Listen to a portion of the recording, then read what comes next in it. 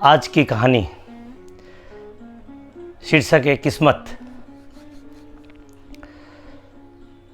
समुद्र किनारे एक छोटा सा गांव। उस गांव में एक छोटा परिवार, 3 भाई और उनके माता पिता।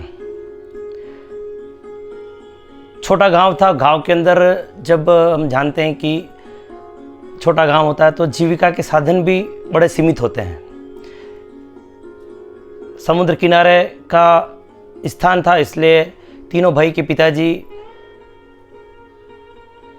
शुरू से ही मछली पकड़ने का यानी मत्स्य पालन का कार्य करते थे। मछली पकड़ना, निकट जो शहर था, शहर में जाकर उन मछली को बेचना, उससे अपना जीवन यापन कर रहे थे। बच्चे बड़े हुए तो जो बड़े वाले दोनों पुत्र थे, उन्होंने अपना पिताजी का जो पेरेंटल काम था उसकी जगह उन्होंने गांव के पास ही एक छोटा कस्बा था, उस कस्बे में एक दुकान लगा दी। दुकान ठीक ठाक चल रही थी, गुजारा हो जाता था, पर संघर्ष उनको वो नहीं करना पड़ता था जो पिताजी को करना पड़ता था। पिताजी को कभी तूफान का सामना करना, कभी अन्य प्रकार की मौसम, कभी नाव की समस्या, कभी जाकर घंटों बैठने के बाद भी जो सफलता मिलनी थी वो सफलता नहीं मिलती थी। इस प्रकार का उनका एक अनिश्चित दिनचर्या थी।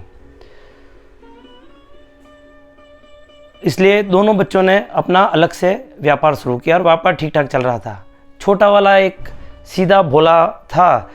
बड़े दोनों बच्चों की विवाह भी हो चुका था और अपने परिवार के साथ वो सेटल थे। दोनों कस्बों में, जो पास वाला कस्बा था उसमें बस गए थे। छोटा वाला माता पिता के साथ रहता। माता पिता पिताजी मछली का पालन करते हैं, वो भी उनके साथ जाता और जीविका जैसे तैसे चला रहा था। उसकी विवाह हुआ नहीं, वो अभी कुंवारा था। समय निकलता गया। इधर पिताजी की मृत्यु हुई। पिताजी की मृत्यु होने पर जो पिताजी का कार्य था, छोटा वाला पुत्र जो एक तरह से कह सकते हैं कि पितृ मातृ भक्त था और ईश्वर में बड़ी आस्था रखता था। मछली पकड़ने से जाने से पहले मंदिर जाता था, मंदिर में ईश्वर की आराधना करता था। जो भी अपना जो जीवन जो चल रहा था उसमें बड़े प्रेम से, सहजता से जीवन यापन कर रहा था। कोई ईश्वर से उसको शिकायत नहीं थी कि भगवान तुमने मेरे को पैसा क्यों नहीं दिया, या कोई किसी प्रकार की कोई शिकायत ईश्वर से नहीं थी। उसकी जीवन उसका ठीक ठाक चल रहा था, वो संतुष्ट था। पीछा समय बीतता गया। इधर छोटा वाला बेटा और माँ दोनों साथ में रहते और दोनों बड़े भाई थे, वो कस्बे के अंदर अपने परिवार के साथ जीवन यापन कर रहे थे। कभी कभी मिलने जुलने के लिए घर पर आते थे। एक दिन की बात है, माता जी बीमार हुई। बीमारी में सेवा छोटा पुत्र कर रहा था। बीमारी की अवस्था ऐसी हो गई कि लग रहा था कि माता जी को अब पास वाले जो चिकित्सालय है जहाँ दोनों भाई रहते हैं, वहाँ पर ले जाकर इलाज कराना चाहिए। तो माता जी को वो वहाँ पर शहर या कस्बे में ले गए और वहाँ पे इलाज कर रहे थे। दोनों भाई को कहा कि आप इनका ध्यान रखना। वो भी रोज़ शाम को मिलने जाता। आज इधर ये मछली पकड़ कर आया तो पता चला कि आज माँ की तबीयत बहुत ज़्यादा ख़राब है। वह माँ के आज मछली पालन करने नहीं गया और वहीं अपने माँ के पास ही रहा। दोनों भाई जो थे वो भी उस दिन अपने कार्य से छुट्टी लेकर माँ के पास रहे। कुछ समय निकला और माता जी की भी मृत्यु हो गई। माता जी की मृत्यु हुई और अपने जो नित्य क्रम, जो माता जी के जो अंतिम क्रिया थी, अंतिम क्रिया निपटा कर दोनों भाई वहीं कस्बे में रहे और यह अपने गांव में अपने मकान पे आ गया। मकान पे आकर 2-3 दिन वहाँ, जो हम जानते हैं कि परिवार में बैठने का रहता है, तो बैठने का क्रम पेरेंटल मकान था, उसके अंदर बैठने का रखा। केवल मात्र संपत्ति उन 3 भाइयों में केवल यही थी कि एक छोटा मकान था, लगभग 1000 स्क्वायर फीट, 1200 स्क्वायर फीट का मकान होगा, वही उनकी संपत्ति थी। 12 दिन निकले, दोनों भाई भी साथ में आते जाते रहते और वहीं रहते। 12 दिन निकले, माँ का अंतिम क्रिया की जितने भी कार्य थे सब पूर्ण हो गए। पूर्ण होने के बाद जब सभी मेहमान चले गए तो दोनों भाई ने आकर छोटे भाई को बोला कि अब तुझे नई जगह ठिकाना देखना चाहिए। नई जगह ठिकाना देखना चाहिए मतलब क्या कह रहे हो आप भाई? बस हम कह रहे हैं कि ये घर अब तेरा नहीं रहा, माता पिता थे तब तक था, अब ये घर हम बेच रहे हैं और तू कहीं और जगह अपना गुजारा या अपना घर देख। छोटे भाई को मानो बहुत बड़ा आघात लगा। पहला आघात माता के शांत होने पर लगा और दूसरा आघात ये लगा। उसने कहा ये कैसे भाई, इस जो छोटा सा मकान है, इस मकान के अंदर जितना तुम्हारा हिस्सा उतना मेरा भी हिस्सा है। कि नहीं, माता जी मरने से पहले ये मकान हमारे नाम करके गई है। और एक कागज़ की फ़ोटोकॉपी निकाल कर बताई कि ये देखो, इस कागज़ पे माता जी के साइन अंगूठा लगा हुआ है। ये कब हुआ भैया? ये कब हुआ? ये तुम्हें बताने की ज़रूरत नहीं है। माता जी ने ये रचना कर ली और उन्होंने मरने से पहले हम दोनों भाइयों को दे दी। छोटा भाई की आँख से आंसू निकल गए। जिन भाइयों पर विश्वास करके वो कस्बे में माँ को छोड़ कर आया था चिकित्सालय में, संभवतः उसके बीच में उन्होंने ये दगा उसके साथ किया। केवल आंसू निकल रहे और उसने कहा कि ठीक भैया, अब आप इस मकान को देखो, मेरे को जो ईश्वर ने मेरे जीवन में लिखा होगा मैं वही कार्य करूँगा। और वो घर छोड़कर पास ही अपने मंदिर था, मंदिर पे बैठा। मंदिर पे जाकर अपनी करुण कथा अपने 2-3 मित्रों को बताया कि मेरे साथ ये मकान दोनों भाइयों ने ले लिया है और मेरे को एक कहीं छोटा कमरा मिल जाए, वहाँ मेरे को रहना है।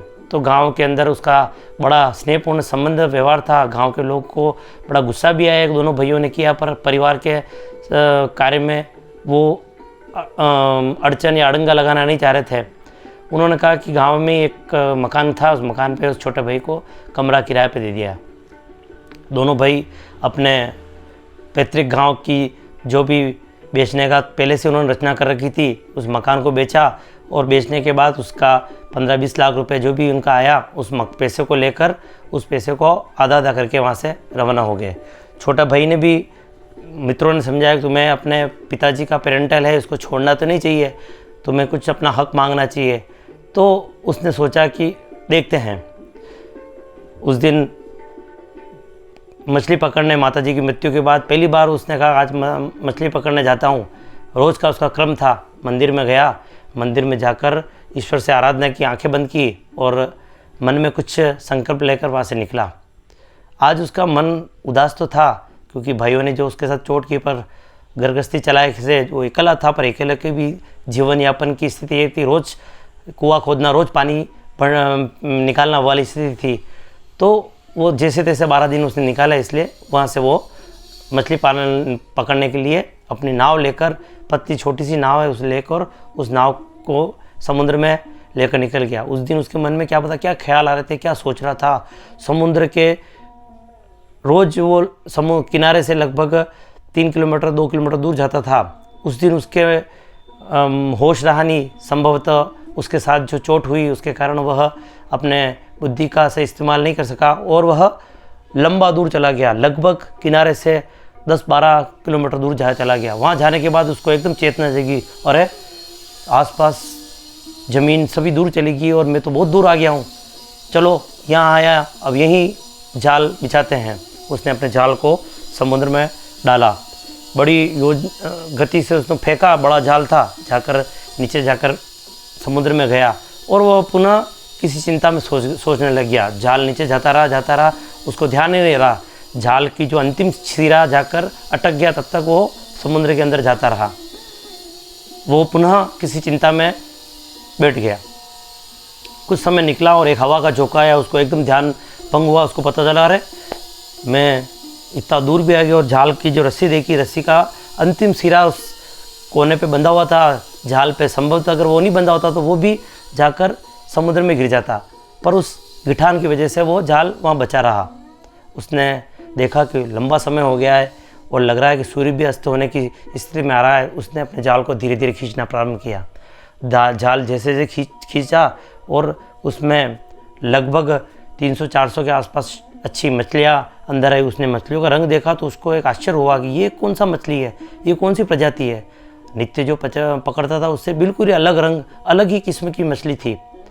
उसने कहा ये क्या पता कौन सी किस्म है, क्या है, मैंने आज अपना समय बर्बाद किया, ये मछली बाज़ार में लेकर जाऊँगा, कोई खरीदेगा कि नहीं खरीदेगा। ये सोचकर उन मछलियों को लिया, पानी से साफ कर कर अपने जो नित्य थैला था, थैला लेकर उसने जो उसके नित्य का व्यापारी था उसके पास गया। जैसे उसको बताया उस मछली का, उसने कहा ये कौन सी मछली तू लेकर आया, ये मेरे काम की नहीं है, तुम्हारे काम की नहीं भाई, खरीद लो, बड़ा दिन बाद आज गया हूँ और जैसे तैसे मिली है, मेरे को पैसे की बड़ी आवश्यकता है। रुआसा होकर बोला। परंतु उस व्यापारी ने कहा कि मेरे तो काम की मछली लग रही नहीं है यह, पर ये मछली मुझे लग रहा है कि इसकी अलग किस्म की ही है। यह उसने एक पत्र दिया, एक जो मछली के जानकार है, एक चिकित्सा की दवाइयाँ बनाते हैं, उसके पास ले जाओ, संभव तो उनके काम की मछली हो। अच्छा, वो अनमने मन से उसने मछली ली। उसने पजाते जाते बोला कि आप ही ले लेते, जो भी पैसा वो दे देते, आप उनको दे देते। उसने कहा नहीं भाई मेरे काम की नहीं है, तुम जाओ, मैं तो अभी इस धंधे में व्यस्त हूँ, और वहाँ जाकर उनको बताओ। वो वहाँ लेकर गया मछली लेकर उसने नमस्कार किया और उनको बुलाया कि साहब मेरे को उन व्यापारी ने ये आपका नंबर दिया है और ये मछली मैं आपको बताना चाहता हूँ, तुम यहाँ क्यों आए, वहाँ क्यों नहीं बेची। उन्होंने कहा नहीं, उन्होंने बोला कुछ विशेष है और ये मछली आपके काम की है। अच्छा दिखाओ कौन सी मछली है। जैसे उसने झोला खोला, मछली को देखते ही उस जो व्यापारी थी, उस व्यापारी की आंखें फटी रह गई। ये मछली तुम्हें कहाँ से मिली। उन्होंने अपनी कथा बताई कि आज मैं होश में नहीं था और मेरी जो नाव है मैं बहुत सुदूर समुद्र के अंदर ले गया और वहाँ बड़ी गहराई तक इस जाल को मैंने गलती से फेंका और उस समय ये मछली पकड़ में आई। बड़े अरे ये तो तुम्हारे लिए लॉटरी है। उसने कहा क्या कह रहे हो। हाँ, इस एक मछली की कीमत 90,000 रुपये, ये 90,000 रुपये एक मछली की कीमत। क्या बात कर रहे हो। कि हाँ, इस मछली से जो चिकित्सा क्षेत्र में जो दुर्घटना होती है उसमें जो टाँके लिए जाते हैं, उसका एक हल्का सा पतला सा धागा निकलता है जो अपने आप गल जाता है, वो धागा इससे बनता है। एक मछली 90,000 रुपये की, 90,000। जब मछली को गिना तो उन मछली की जो कीमत निकली वो कीमत 2.25 करोड़ रुपए की कीमत निकली। 2.25 करोड़, कितने जीरो है उसने जीवन में कभी देखा नहीं। और उस जो व्यापारी था उसने पूरी मछलियों की हिसाब बराबर काउंट किया और काउंट करने के बाद जो उनके बड़े जो कंपनी में जहाँ भेजते थे चिकित्सा के लिए, उनको बताया कि इतनी मछली आज अमुक आई है और इतनी राशि की तुरंत व्यवस्था करनी है। 1 घंटे के अंदर राशि की व्यवस्था हुई। 2.25 करोड़ रुपए एक बड़ी रकम लेकर उस मछुआरे को मिली। मछुआरा जीवन में उसने कल्पना नहीं की। सुबह सुबह जो रुआसा था, आज खुशी का उसका ठिकाना नहीं रहा। उसने कहा कि ईश्वर के घर में कहते हैं देर है पर अंधेर नहीं है। राशि लेकर वो वहाँ से निकला और जाते ही गांव के अंदर उसने पहला तो अपना जो निकट एक बड़ा मकान था उस मकान को ख़रीदने का सोचा कि किराए का मकान है, इसकी जगह बड़ा मकान लेता हूँ। गांव के अंदर 2.25 करोड़, गांव का सबसे पैसा वाला, गांव का छोड़ो पड़ोस का जो कस्बा था उस कस्बे का सबसे पैसे वाला व्यक्ति वो बन चुका था। बड़ा बंगला ख़रीदा। बंगले को जैसे ही ख़रीदा दोनों भाई दौड़ते दौड़ते आए। अरे भाई तुम ये पैसे कहाँ से लेकर आए, क्या है। उसको जानकारी जब पता मिली, तुम तो मेरे छोटे भाई हो। कहते हैं कि पैसा कई लोगों को सगा बना देता है और पैसा कई लोगों को अपने सगों को अलग कर देता है। तो ये पैसा अपने दोनों भाइयों को पुनः लेकर आया। परंतु आज उसने निर्णय कर लिया था कि अब वह उस पागलपन का या मासूमियत का शिकार नहीं होगा जो पहले वो था। और उसने दोनों भाइयों को एक जो उसको बात कहनी थी कहा। गांव के लोगों ने उन दोनों भाइयों को तिरस्कार करके घर से गांव से निकाल दिया और गांव के अंदर जो यह मछुआरा था छोटा भाई, वह उस पैसे के द्वारा अपने मकान खरीदा। कुछ समय बाद पैसा था तो सुंदर एक कन्या मिली और उसके साथ उसका विवाह संपन्न हुआ। आज वह मछुआरा बड़ी नाव के साथ आज बड़े जहाज़ का मालिक और बड़ा व्यापार कर रहा है और समाज का प्रतिष्ठित व्यक्ति बन गया। बस कहानी इतनी थी। कहानी का शीर्षक दिखाता है कि जीवन में अगर आप ईमानदारी से कोई कार्य करेंगे, पूर्ण निष्ठा से कार्य करेंगे, ईश्वर के ऊपर पूर्ण विश्वास के साथ कार्य करेंगे, चोरी चकारी नहीं करेंगे, तो ईश्वर आपके उसका परिणाम आपको अवश्य देगा।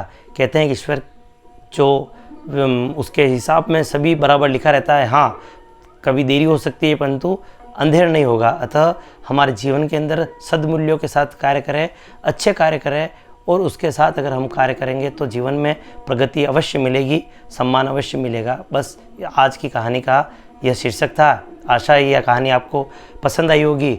अपने आसपास के मिलने वालों को भेजें। यह कहानी में अभी कुछ समय पूर्व एक घटना आई, उस घटना को लेकर मैंने यह कहानी सोची और आपके सामने प्रस्तुत की है। अगली बार बुधवार को नई कहानी के साथ आपके समक्ष प्रस्तुत होऊंगा। तब तक के लिए आप सभी को धन्यवाद। नमस्कार।